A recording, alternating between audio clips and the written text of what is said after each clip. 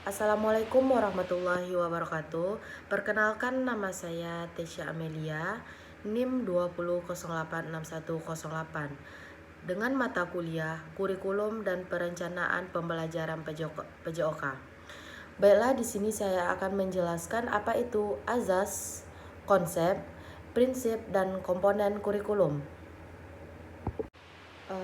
Baiklah, di sini saya akan menjelaskan pertama kali yaitu pengertian kurikulum. Kata kurikulum itu muncul pertama kali pada Kamus Webster pada tahun 1856 yang digunakan dalam bidang olahraga, yang berarti jarak yang harus ditempuh oleh pelari atau kereta mulai awal sampai akhir atau mulai awal sampai start. Kemudian, pada tahun 1955, kata kurikulum muncul dalam kamus tersebut, khusus digunakan dalam bidang pendidikan, yang artinya sejumlah mata pelajaran di sekolah atau mata kuliah perkuliahan tinggi yang harus ditempuh untuk mencapai suatu tingkat tertentu. Ada beberapa menurut ahli di mana pengertian kurikulum ini. Yang pertama menurut Edward, yang mengatakan bahwa kurikulum itu dilihat sebagai cara-cara dan untuk mencapai tujuan persekolahan. Yang kedua menurut Alice Mel, pada tahun 1946 ia mengemukakan bahwa kurikulum itu juga merupakan keadaan gedung, suasana sekolah, keinginan, keyakinan, pengetahuan, dan sikap orang-orang yang melayani atau yang dilayani di sekolah tersebut.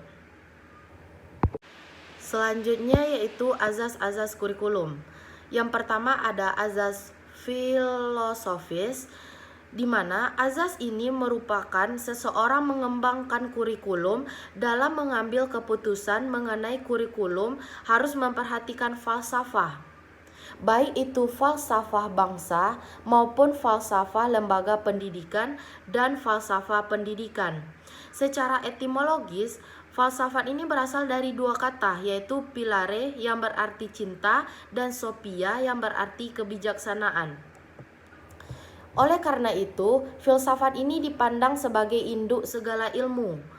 Di dalam filsafat tersebut meliputi kajian tentang, yang pertama ada metafisika, yang kedua ada epistemologi, dan yang ketiga ada aksiotudi, yang keempat ada etika, dan kelima ada estetika, dan yang terakhir ada logika. Yang kedua ada namanya azas psikologis kurikulum dan psikologis belajar. Maksudnya di sini adalah dalam proses perkembangan kurikulum, seseorang mengembangkan harus memperhatikan psikologis anak. Jadi kebutuhan dan minat mereka serta teori-teori dan psikologis belajar. Para pengembang kurikulum tersebut seharusnya menjadikan anak itu sebagai pokok pemikiran agar anak dapat belajar dengan baik dalam menguasai sejumlah pengetahuan dan dapat merubah sikapnya, dan dapat menerima norma-norma atau nilai-nilai serta dapat menguasai sejumlah keterampilan yang diharapkan. Dalam pengambilan keputusan tersebut, kurikulum pengetahuan tentang psikologi anak dan bagaimana anak belajar sangat diperlukan, antara lain dalam yang pertama itu ada seleksi dalam dan organisasi bahan pelajaran, dan yang kedua ada menentukan kegiatan belajar yang paling serasi, dan yang terakhir ada merencanakan kondisi belajar yang optimal agar tujuan belajar tercapai. Yang ketiga ada azas psikologis anak.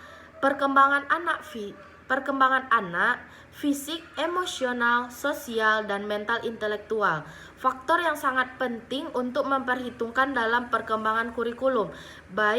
Banyak peneliti yang telah mempelajari anak secara ilmiah. Ada yang mengadakan studi cross-seksional, yakni mempelajari sejumlah besar anak pada usia tertentu. Ada pula studi longitudinal yang mengikuti perkembangan anak selama bertahun-tahun, bahkan sampai dewasa. Jadi peneliti ini ada meneliti secara ilmiah dan ada meneliti secara longitudinal. Selanjutnya ada azas organisator. Suatu aktivitas dalam mencapai tujuan pendidikan formal perlu suatu bentuk pola yang jelas tentang bahan yang akan disajikan atau diproseskan kepada peserta didik. Pola atau bentuk bahkan yang akan disajikan inilah yang dimaksud organisasi kurikulum. Organisasi kurikulum adalah suatu yang penting sekali dalam hubungan pengembangan dan pembinaan kurikulum yang berkaitan dengan erat dengan tujuan program pendidikan yang hendak dicapai, karena bentuk kurikulum tersebut menentukan isi bahan pelajaran dan cara menyajikannya. Yang terakhir ada prinsip-prinsip kurikulum. Secara umum ada 3 prinsip dalam pengembangan kurikulum. Yang pertama ada prinsip relevansi. Maksudnya di sini adalah prinsip relevansi itu mengacu kepada kesesuaian kurikulum dengan tuntunan hidup masyarakat. Di antaranya tuntunan hidup masyarakat ada misalnya agar lulusan dapat ikut proses produksi yang menggunakan teknologi tertentu. Dengan kata lain, ada kesesuaian antara kurikulum dengan tuntutan dunia kerja pada waktu tertentu. Yang kedua ada prinsip fleksibilitas. Maksudnya di sini adalah ada ahli yang bernama Hasan yang dikutip oleh Dr. Sa'dun. Fleksibilitas dalam dunia pendidikan dapat ditelaah dalam 2 posisi, yaitu yang pertama ada fleksibilitas sebagai suatu pemikiran pendidikan, dan yang kedua ada fleksibilitas sebagai kaedah dalam pengembangan kurikulum.